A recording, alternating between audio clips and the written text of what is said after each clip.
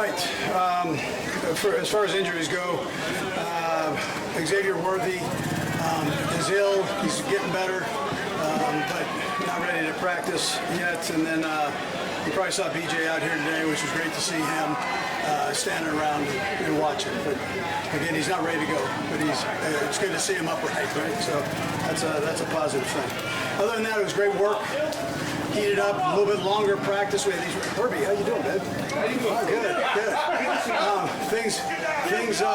Things ramp up. We're in this ramp up period, so we had an hour 55 today. We'll have an hour 55 tomorrow, and then the guys get a day off, and then they'll come back. Then they're in pads after that. So, and then we'll do another ramp up in the pads. So, but all in all, good day today. Both sides challenging each other, which means that you're going to have improvement, right? So that was a positive. All right, time's yours. Andy, one of the few changes we saw today was having Luke be a left guard. I just wonder what led to that decision, and what would you like to see just from that position right now as Joe recovers? Yeah, so, Andy, heck does it. I mean, he mixes everybody in, and we did a little bit of that in the OTAs.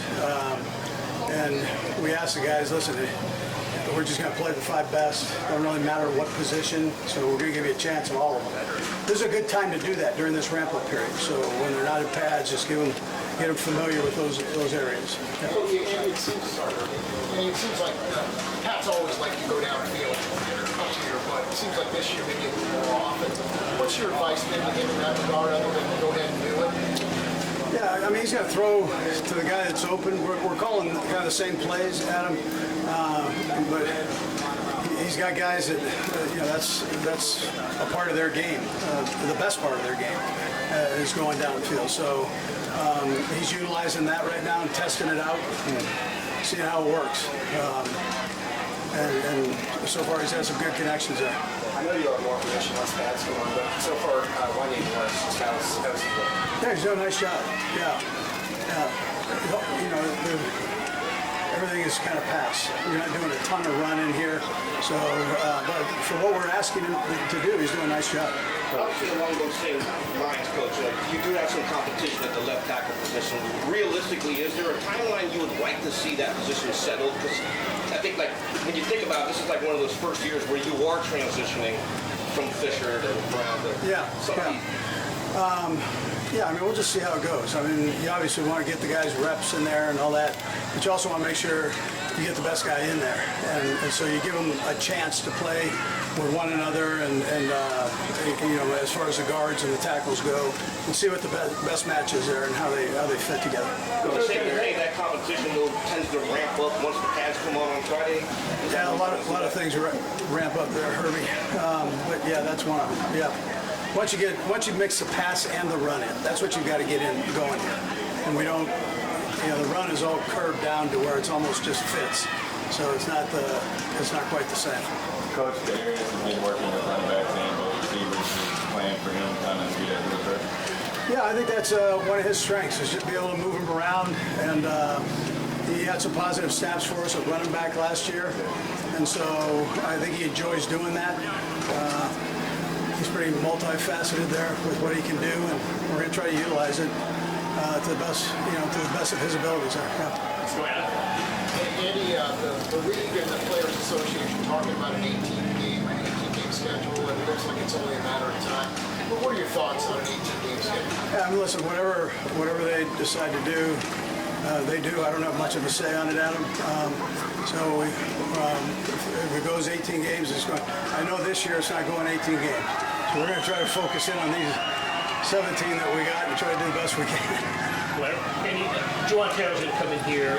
He got a rough start with the penalties last year, and I wonder how much you think that affected the rest of the season. And he's coming in fresh start this year. Can you speak to that? Yeah, he's working hard. I think he settled down that last quarter of the season there. But as far as the penalties go, he started out like he did with the first game, and he got away with a couple things as far as being deep, and then we got nailed for it after that. So that's how that goes.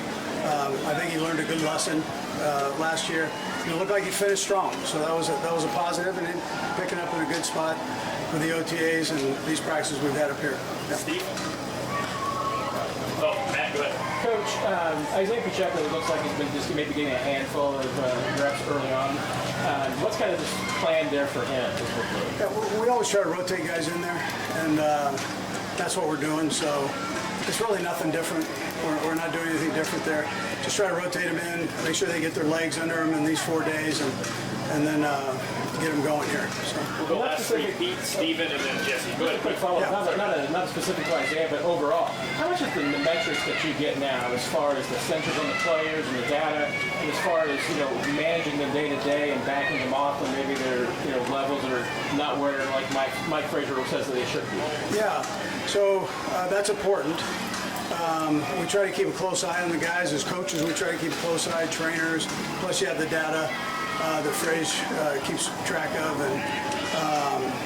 And between all of that, we want to make sure that we ramp them up and that we don't have the pulls. First 3 days here, that's when they're really, fragile that way, those hamstrings. So we try to make sure that we mix everybody in. We've got numbers, use the numbers, and try to stay away from those pulls. Coach, the last time, us and all the fans got to see here, Prince was last year over year behind the scenes. How have you seen him grow to maybe get some opportunities? Prince, you're saying? American Prince. Yeah, he's been working hard, so he's worked hard this offseason. He's a great kid, and he's getting reps now. So we'll see how that goes and how he does once we get the pads on. Steven? We saw Reese Summit and Remy Hill back returning kicks, and Reese Summit is actually kicking. Their path to make the team a lot has to do with special teams. So what have you seen from those two guys in their effort to make this team? Yeah, so we always tell the guys that there are 3 or 4 guys that make it because of their special teams play. And those two would probably fit into that category. They still got to do well at their position, but they're given opportunities right now to do that. Now we've got a lot of returners, so they're rotating in there. But for them, you probably say for them to make the team, they've got to be able to help out in that area. I just want to ask specifically about Lewis's kicking. How's he look on kickoffs? Yeah, he does okay with that. Yeah, he's kicked a few balls before, so he's got a little feel for it. And so it's not something new to him to have to do. Yeah. Okay, thanks, guys. All right, good. Thank you.